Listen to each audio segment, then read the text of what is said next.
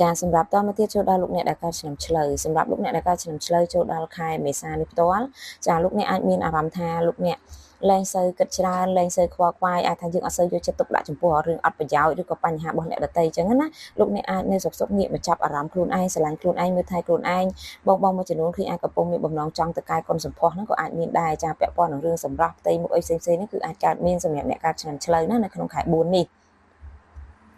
សម្រាប់រឿងលុយកាក់វិញឃើញថាលោកអ្នកអាចមិនសូវជាមានបញ្ហាទើសទាល់ខ្លាំងពេកទេយើងអាចមានប្រើប្រាស់សម្រាប់ចាយវាយហើយបើសិនជាមានឧបសគ្គខ្លាំងលោកអ្នកក៏អាចមានជំនួយចូលមកអាចមានការពឹងពាក់ឬសុំជំនួយទៅកាន់អ្នកជុំវិញខ្លួនបានណាចាសម្រាប់រឿងលុយកាក់តំណែងលុយកាក់របស់អ្នកកើតឆ្នាំឆ្លូវចូលដល់ខែមេសានេះគឺល្អប្រសើរណាលោកអ្នកអាចមានឱកាសដូចថាយើងអាច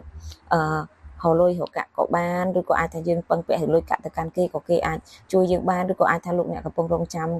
ដំណឹងរឿងលុយកាក់នៃការសងត្រឡប់របស់អ្នកជាពាក់លុយយើងហ្នឹងក៏អាចមានឱកាសគេអាចសងត្រឡប់មកវិញដែរចាហើយសម្រាប់រឿងសុខភាពវិញលេខសុខភាពរបស់លោកអ្នកនៅក្នុងខែមេសានេះសុខភាពរបស់លោកអ្នកឃើញថាល្អប្រសើររឹងមាំជាធម្មតាចាហើយរឿងការងារឃើញថាល្អប្រសើរមែនទែនលោកអ្នកអាចមានលៀបមានដំណឹងល្អជាមួយនឹងការងាររបស់យើងចាហើយសម្រាប់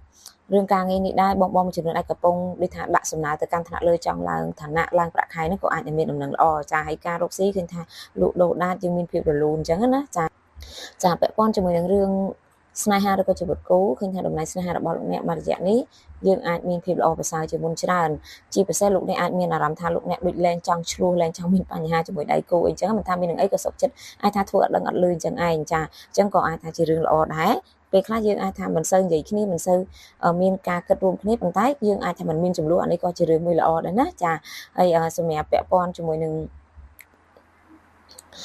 លោកអ្នកដែលនៅទនេវិញចាឃើញថាលោកអ្នកអាចរវល់ជាមួយនឹងការប្រឹងប្រែងរកលុយកាក់ច្រើនជាងនៅក្នុងឱកាសនេះពីថាមិនចាប់អារម្មណ៍ឬទៅគិតទៅលើរឿងស្នេហាឬការចាប់ផ្ដើមស្នេហាថ្មីទេនៅពេលនេះណាចាហើយសម្រាប់រឿងដែលគួរប្រុងប្រយ័ត្នបំផុតចាសម្រាប់លោកអ្នកនៅក្នុង